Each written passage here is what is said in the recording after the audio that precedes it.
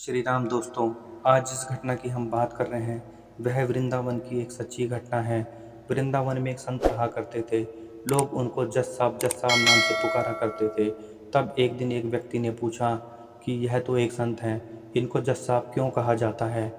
फिर बताया गया कि असल में वो संत एक जज थे जो जिला न्यायालय में फैसला किया करते थे। जिले के एक गांव में एक केवट रहा करता था जो परम राम भक्त था और बहुत ही भोला था। वो रोज मंदिर जाके प्रभु की सेवा किया करता था। एक दिन की बात है, केवट को उसके पिताजी ने बुलाया और कहा कि बेटा, तुम्हारी बहन अब बड़ी हो गई है और कुछ ही महीनों में उसकी शादी होने वाली है। हमें पैसों की आवश्यकता है। जाओ, तुम जमींदार के पास जाके कुछ पैसे उधार लेके आओ। तुम्हारी बहन की उससे शादी करेंगे और उसके बाद जमींदार को उसका पैसा ब्याज समेत लौटा देंगे। केवट फिर उस जमींदार के पास गया और कुछ पैसे उधार लेके आ गया और वह पैसे पिताजी को दे दिए। कुछ ही महीने में केवट की बहन की शादी बड़ी धूमधाम से कराई गई। शादी के बाद केवट शहर गया और कुछ सालों में उसने खूब धन कमाया और अपने गांव वापस आ गया। एक दिन पिताजी से बोला कि पिताजी, यह पैसे लीजिए और जमींदार के पैसे सारे लौटा दीजिए। पिताजी बोले कि बेटा, तुम पैसे लेके जाओ। और फिर केवट उस जमींदार के पास गया और बोला कि जमींदार साहब, मेरा आज तक का कितना हिसाब किताब है जो मुझे लौटाना है। जमींदार ने सारा हिसाब किताब देखा और बोला कि आपको ब्याज समेत इतने पैसे मुझे देने हैं। केवट ने वो सारे पैसे लौटा दिए। फिर जमींदार ने उसे एक पर्ची दे दी जिसमें लिखा था कि केवट ने मेरा सारा हिसाब किताब चुकता कर दिया है, अब इसका कुछ भी ऋण बाकी नहीं है। जमींदार बोला कि केवट, यह पर्ची देख लो। तब केवट बोला, नहीं साहब जी, इसकी कोई आवश्यकता नहीं है। जमींदार फिर से बोला कि एक बार देख लो। तब केवट ने फिर से कहा, कोई बात नहीं साहब, इसकी आवश्यकता नहीं है, यह सब तो रघुनाथ जी जानते हैं। जमींदार ने सोचा कि ये केवट तो काफ़ी भोला है, क्यों ना इससे ज़्यादा पैसा कमाया जाए।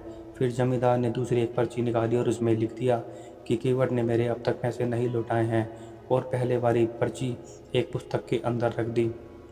अब दूसरे दिन जमींदार ने केवट के घर एक पर्ची भेज दी। उसमें लिखा था, अगर मेरे पैसे नहीं लौटाए गए तो मैं आपके ऊपर कोर्ट में केस कर दूंगा। यह देख के केवट और उनके पिताजी घबरा गए। वो समझ गए कि जमींदार उनको फंसाने की कोशिश कर रहा है। वो लोग अपनी जिद पर अड़े रहे कि उन्होंने सारा पैसा लौटा दिया। कुछ दिन बाद उस जमींदार ने केवट के ऊपर जिला कोर्ट में केस कर दिया। कुछ दिन बाद केवट को कोर्ट से सम्मन भी आ गया। अब तो कोर्ट में केवट को हाजिर होना ही था। वो दिन भी आ गया जब केवट को कोर्ट में हाजिर होना पड़ा। केवट पहले रघुनाथ जी के मंदिर गया और वह कोर्ट गया। उसके बाद कोर्ट में उसको जज साहब ने, जो कि अब संत बन चुके थे, उन्होंने पूछा कि केवट, तुमने जमींदार के पैसे क्यों नहीं लौटाए हैं। तब केवट बोला कि जज साहब, मैंने सारे पैसे लौटा दिए हैं, ये जमींदार झूठ बोल रहा है। तब जज साहब बोले कि पैसे लौटाते समय तुम्हारे अलावा कोई और भी वहाँ पे मौजूद था। तब केवट बोला कि वो तो रघुनाथ जी जाने। जज साहब बोले कि वहाँ पे रघुनाथ नाम का कोई व्यक्ति मौजूद था क्या। केवट बोला कि हाँ, वहाँ पे मेरे रघुनाथ जी मौजूद थे, उनको सब पता है। तब जज साहब बोले कि ये रघुनाथ जी कहाँ रहते हैं, उनका पता बताओ। तब केवट बोला कि वो तो मंदिर में रहते हैं।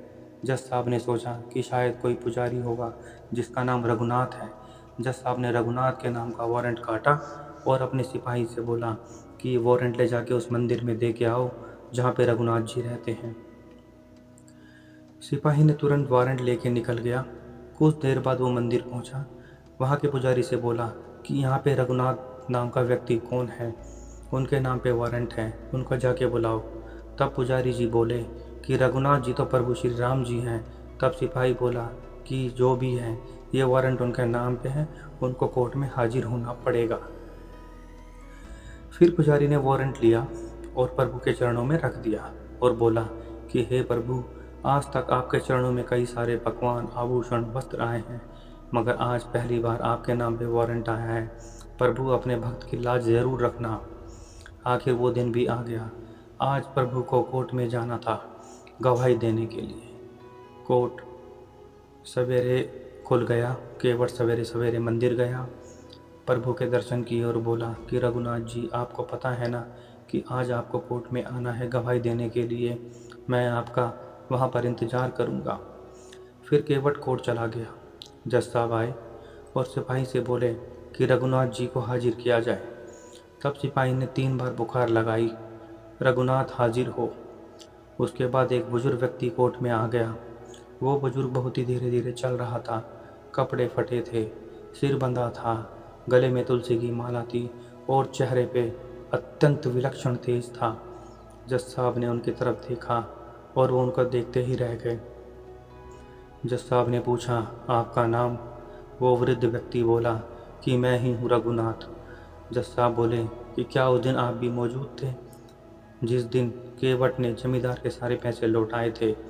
तब रघुनाथ जी बोले, हाँ, मैं वहाँ पे मौजूद था और मेरे सामने ही केवट ने सारे पैसे जमींदार को ब्याज समेत लौटा दिए थे। जज साहब बोले कि इसका क्या सबूत है तुम्हारे पास? तब रघुनाथ जी बोले कि जमींदार जहाँ पे बैठता है वहीं पर दाईं तरफ की अलमारी में एक लाल रंग की पुस्तक है जिसमें वो असली पर्ची रखी हुई है। जज साहब ने तुरंत सिपाही को जमींदार के घर भेज दिया और उनको उस अलमारी में रखी वह पर्ची मिल गई। वो लोग उस पर्ची को लेकर आए और जज साहब के हाथ में थमा दी। जज साहब को सारा किस्सा समझ में आ गया। फिर वो केवट की तरफ मुड़े और बोले, केवट, तुमने जमींदार के सारे पैसे लौटा दिए हैं, अब तुम घर जा सकते हो। फिर जज साहब रघुनाथ जी की ओर मुड़ के देखा तो रघुनाथ जी वहाँ पर थे ही नहीं। उन्होंने केवट से पूछा, रुको केवट, ये रघुनाथ जी कहाँ चले गए? तब केवट बोला कि जज साहब वो तो अपना काम करके चले गए। जज साहब ने पूछा कि केवट, ये रघुनाथ जी करते क्या हैं? तब केवट बोला कि कुछ नहीं, ये तो मंदिर में बैठे रहते हैं और इनके बहुत सारे मंदिर हैं। ये सुनकर जज साहब अचरज में पड़ गए। उन्होंने इस सिपाही से पूछा कि तुम मुझे रघुनाथ जी के घर ले चलो। फिर वो दोनों चल दिए। वो सिपाही जज साहब को उस मंदिर में लेके गया जहाँ उसने रघुनाथ जी को वारंट दिया था। जज साहब ने देखा कि एक पुजारी उस मंदिर में मौजूद है। उन्होंने उससे पूछा कि क्या यहाँ रघुनाथ जी रहते हैं? तो वो पुजारी बोला कि साहब, ये जो सामने आपको दिख रहे हैं ना, प्रभु श्री राम, बस यही रघुनाथ जी हैं। जज साहब ने देखा तो सकते में आ गए, उनका दिमाग चकरा गया। वो मूर्ति उस बुजुर्ग की तरह दिख रही थी जो वहाँ कोर्ट में आया था। वो उसे देखकर जज साहब रोने लगे। वो रोते रोते ही अपने कोर्ट में वापस आ गए और अपने को कमरे में बंद कर दिया। दूसरे दिन जज साहब ने अपना इस्तीफा दे दिया। जब उनसे पूछा गया तो वो बोले कि जिसकी अदालत में एक दिन सबको जाना है, वो पालनहार आज मेरी अदालत में आए थे और मैं बैठा रहा। वो खड़े थे, मैंने बहुत ही बड़ी भूल कर दी, उनको पहचाना तक नहीं। लोगों के जीवन का फैसला करने वाले को आज मैं फैसला सुना रहा था।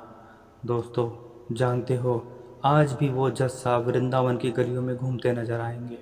हर रोज़ वह प्रभु के दर्शन करने मंदिर के बाहर आते हैं और खड़े होकर उनके दर्शन करते हैं। मित्रों, सच्चे मन से की गई भक्ति में ही भगवान रिझ जाते हैं। भगवान को सिर्फ और सिर्फ सच्ची भक्ति से ही प्यार है, वह इसी से प्रसन्न हो जाते हैं। तो दोस्तों, कहिए जय श्री राम और इसी प्रकार की अन्य वीडियो पाने के लिए चैनल को सब्सक्राइब अवश्य करते। फिर मिलते हैं अगली वीडियो में नई जानकारी के साथ। तब तक के लिए जय हिंद, जय